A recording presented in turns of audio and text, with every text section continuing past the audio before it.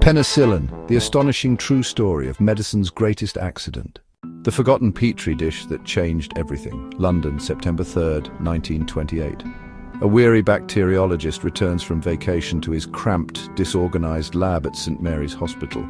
The air smells of damp wool and bacterial cultures gone sour. Alexander Fleming sighs as he sorts through the clutter of petri dishes left unattended for 2 weeks. Most are ruined, contaminated. Then he stops. His assistant, Merlin Price, asks, "Shall I dispose of these, doctor?" Fleming hesitates. One dish shows something extraordinary. Around a patch of blue-green mould, the Staphylococcus bacteria have dissolved, not just inhibited, annihilated. Fleming's hands tremble slightly as he holds it up to the light. He doesn't realize it yet, but he's holding the solution to a problem that has killed more humans than all wars combined: bacterial infection. But here's what most don't know. This was the second time penicillin almost got thrown away. Weeks later, when a visiting colleague showed little interest, Fleming set it aside again. It was Price who kept pushing for further study. Even then, Fleming's groundbreaking 1929 paper was buried on page 226 of the British Journal of Experimental Pathology. But this isn't just a story about one man's luck. It's a tale spanning centuries of arrogant dismissals, tragic deaths, and the stubborn scientists who fought to make the world see the invisible killers among us. The age of death and delusion. For thousands of years, humanity groped in the dark about disease. The ancient Egyptians blamed evil spirits. Hippocrates spoke of bad humors. Medieval doctors wore plague masks stuffed with herbs, convinced foul odors spread illness. 1546, the heretic who almost figured it out. Italian physician Girolamo Fracastoro proposed that disease spread via Seminaria contagiunum, tiny, seed-like particles.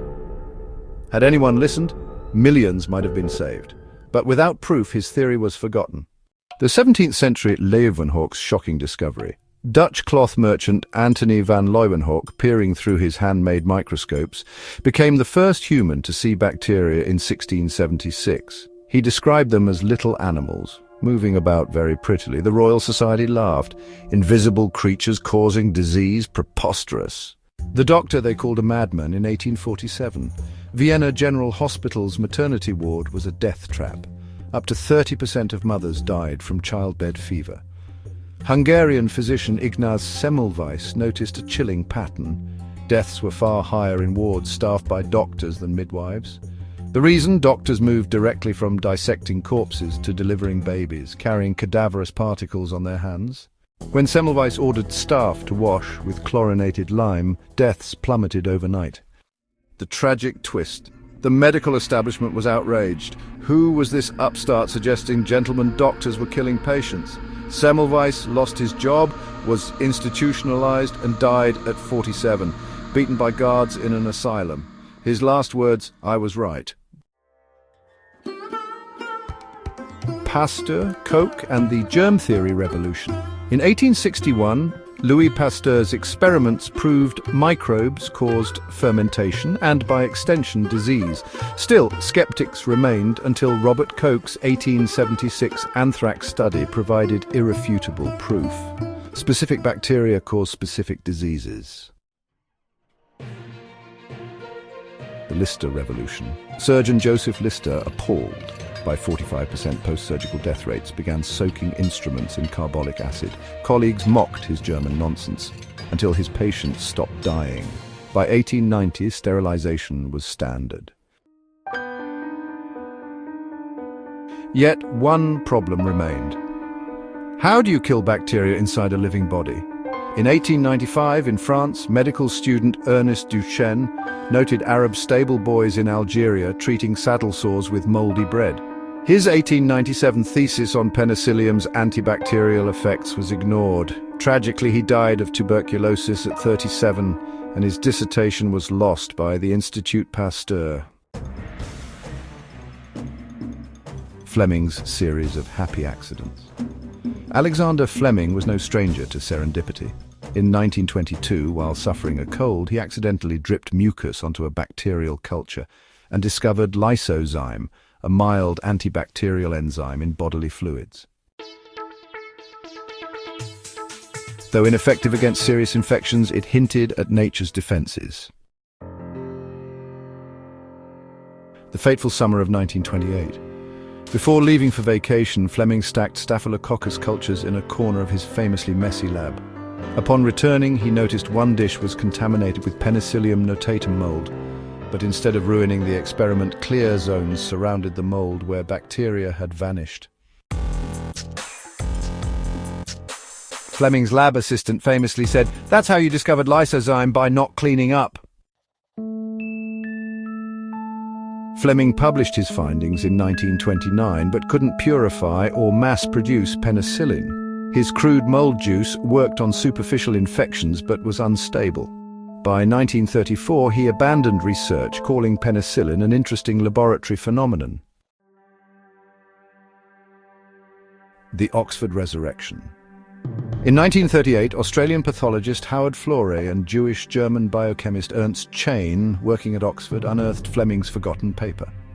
With World War II looming, they recognized penicillin's potential to save soldiers from infected wounds. The dirty secret of early production, the team grew mold in hundreds of bedpans, milk churns, and hospital urinals. To extract just a few grams of penicillin, they needed 2,000 litres of mold broth, back-breaking manual filtration, and endless chemical purification. The first human trial, a race against death, in 1941.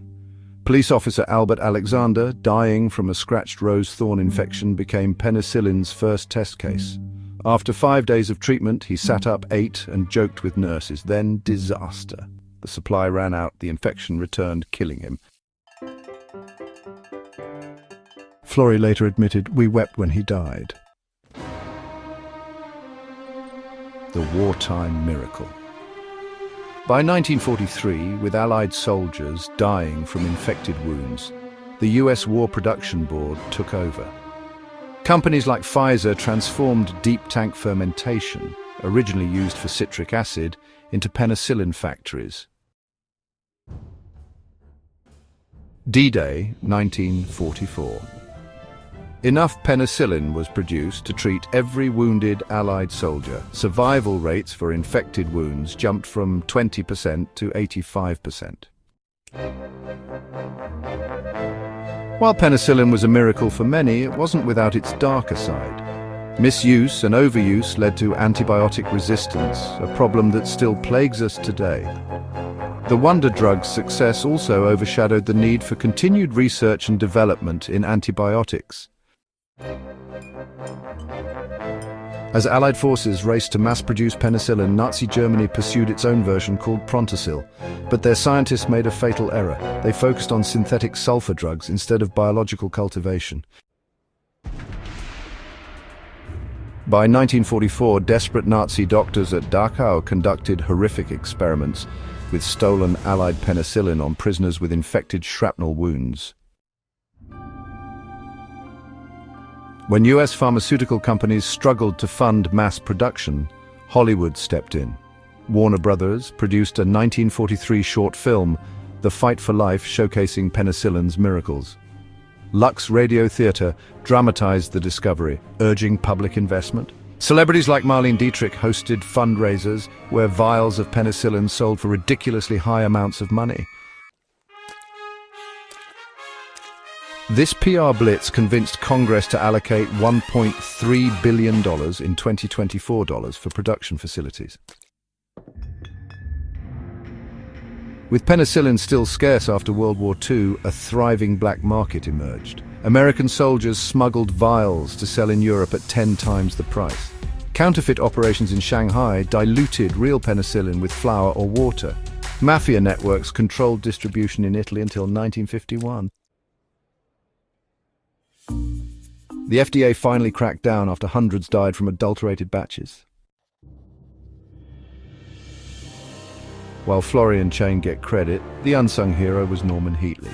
He designed the bedpan factory production system, invented a novel extraction method using ether, and smuggled penicillin spores to America in his coat lining. His crucial contributions were nearly erased from history until documents surfaced in the 1990s. Stalin demanded his own red penicillin, Soviet scientists accidentally cultured Aspergillus instead of Penicillium, creating a toxin called crustacin that killed 40% of recipients in early trials, caused horrific side effects like brain swelling, and was finally abandoned when a KGB agent stole the real strain from Merck in 1946. Today, descendants of Fleming's original mould still escape containment at St. Mary's, occasionally contaminating modern experiments, a poetic reminder of science's unpredictability. Meanwhile, antibiotic resistance claims 1.2 million lives annually, just as Fleming warned in his 1945 Nobel speech. The bitter aftermath, the Nobel snub in 1945. When Fleming, Florey and Chain won the Nobel Prize, Fleming received most credit despite abandoning the research. Florey, who led the Oxford team, grew so bitter he refused to speak Fleming's name for years. Fleming's prophetic warning. In his Nobel lecture, Fleming cautioned, "The time may come when penicillin can be bought by anyone. Then there is the danger that an ignorant man may easily underdose himself and, by exposing his microbes to non-lethal quantities of the drug, make them resistant."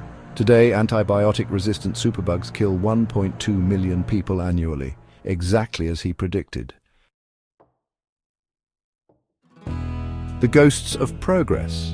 The story of penicillin is more than mould and luck.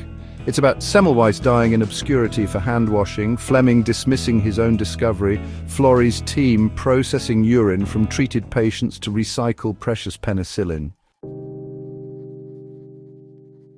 Final thought. Every time antibiotics save a life, we owe it to this chain of accidents, obsessions, and stubborn minds who kept looking when others turned away. What modern medical breakthrough are we ignoring today because it seems too messy, too improbable, or too inconvenient? The next penicillin might be hiding in plain sight, waiting for someone willing to see it. What do you think? Could another breakthrough like penicillin happen today, or has science become too rigid for accidental discoveries? Share your thoughts below, and if you enjoyed this deep dive into medical history, don't forget to subscribe for more Eureka moments.